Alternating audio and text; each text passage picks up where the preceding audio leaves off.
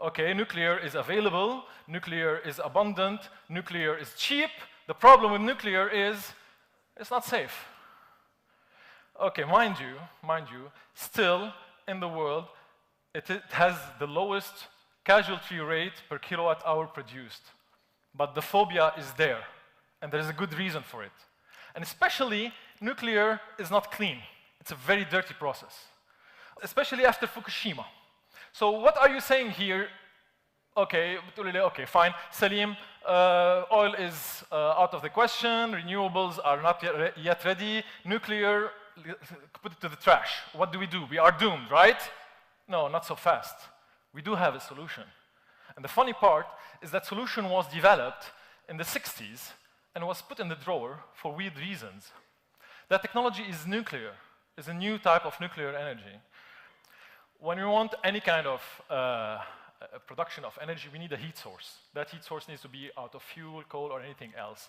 That heat source will boil some water, okay? And that water will transform into vapor. That vapor will go to the dynamo, the generator, that will produce electrical power to the grid. Basic, simple, huh? We all know that, okay? Nuclear is no different than that. So the actual nuclear technology that we have right now all over the world goes a little bit like this. It starts with this process that we call big mining of uranium, and we have this enrichment plant to produce the uranium-enriched pellets. By the way, when you have an enrichment plant, you can produce nuclear bombs. And that's another issue with nuclear energy worldwide. Okay? It's called proliferation. And finally, you put those pellets into the reactor. So how does this reactor work, actually? What we have now is the light water reactor. That's the most commonly used technology worldwide. Essentially, it is a big, thick steel tank. And this big, thick steel tank, we fill it in with water up to the rim. And we put inside it the solid fuel. Okay, let me just give you an example. What is the enriched uranium fuel cell? It is like holding a rod of metal that suddenly starts glowing red hot in your hands. There's nothing magical about it. This is nuclear energy, okay? So we put in the tank, and suddenly this thing starts boiling water up to 300 degrees Celsius. So at this temperature, water becomes vapor, totally true, okay? So we want to keep water liquid.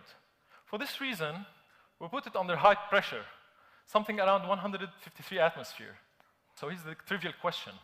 When you have very hot temperature with very high pressure in a tank and you fail to cool it down, what will happen?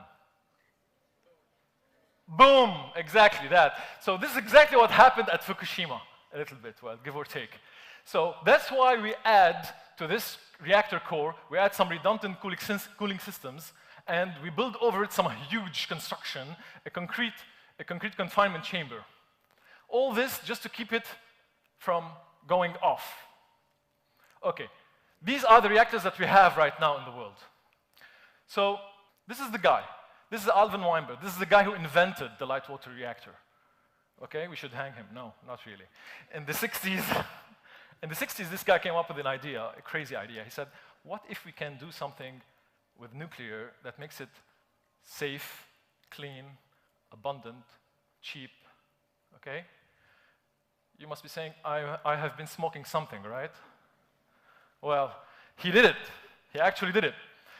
He built what he called the molten salt experiment.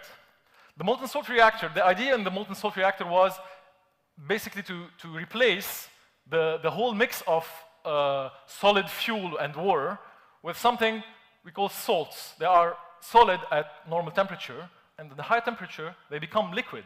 So essentially, it all boils down to this. I'm replacing all this trash inside the reactor with uranium fluoride. Okay, uranium fluoride is a little bit like sodium fluoride that you use in your toothpaste, except you cannot brush your teeth with that.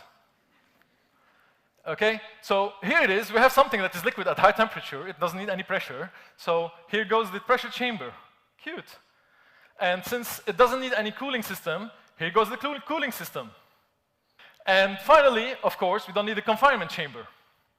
So you see, the reactor is so cute, so small, so cute, that the guys at Oak Ridge used to shut it down for the weekend and turn it on again on Monday. It's amazing. So Alvin Weinberg came with another idea, a very brilliant idea. He said, what if we can use, instead of uranium, we can use something much more abundant, much more easy to use? He thought, what if we can use thorium? So what is thorium? Thorium is an element that you find virtually everywhere. In every cubic meter of soil, you have 1 gram of thorium. Of course, there are places that are much richer in thorium, but virtually you find it everywhere. In your kitchen, your granite slabs contain thorium. The energy of the Earth, the molten core of the Earth, is essentially due to the decay of thorium inside the Earth. So thorium is already giving us some energy here. Moreover, thorium is a very concentrated kind of energy. So if you want to light up the planet with thorium, we'll need just like 6,000 tons of thorium per year. This is amazing. Not only that, if you want to compare it to the uranium cycle in waste management, in the uranium cycle to produce 1 gigawatt a year, we need like 250 tons of uranium that will produce 250 tons of waste, which will stay radioactive for 10,000 years. Watch it. In thorium, we only need 1 ton. And not just that, that 1 ton will produce 1 ton of waste. And that 1 ton of waste, 83% of which will become stable only in 10 years.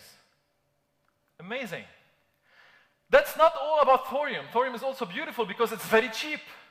It's so cheap, let me give you just an idea, that if in Lebanon we want to produce 1 gigawatt of electricity per year out of fuel oil, which is petrol, we need something like $1.5 billion a year. You know how much we need from thorium? $50,000.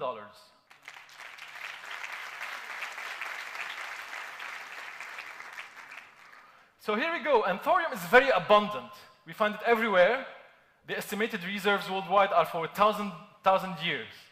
So here we are, the molten salt thorium reactor is an available technology. It is cheap, it is safe, it's abundant, and especially it's clean. So here's the big question now.